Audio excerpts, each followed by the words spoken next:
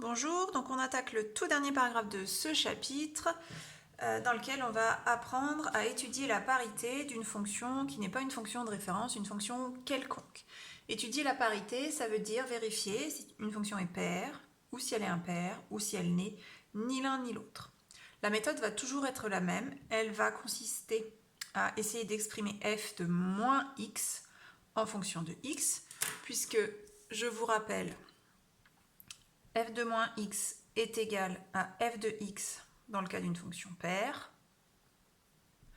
et f de moins x est égal à moins f de x dans le cas d'une fonction impaire.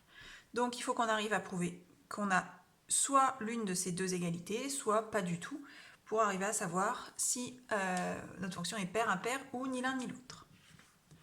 Alors, on va dans cet exercice s'intéresser à la fonction f de x égale 5x carré plus 3. Donc je vais exprimer f de moins x. Donc pour tout réel x, on a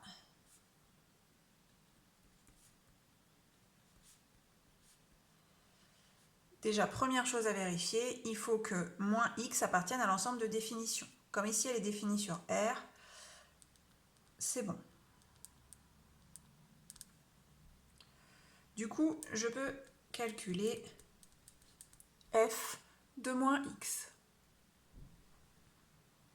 Donc ici, pour calculer f de moins x, je vais simplement remplacer x par moins x dans l'expression. Donc ça va faire 5 fois, donc à la place de x, je mets moins x, et il doit être au carré, plus 3.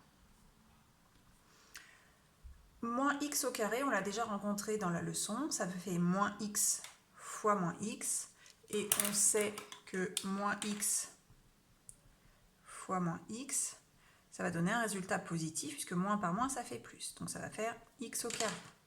Donc ça fait 5x au carré plus 3. Et si on regarde bien, cette expression correspond exactement à f de x. On a donc, pour n'importe quel nombre x, f de moins x égale f de x, c'est-à-dire la fonction f est paire.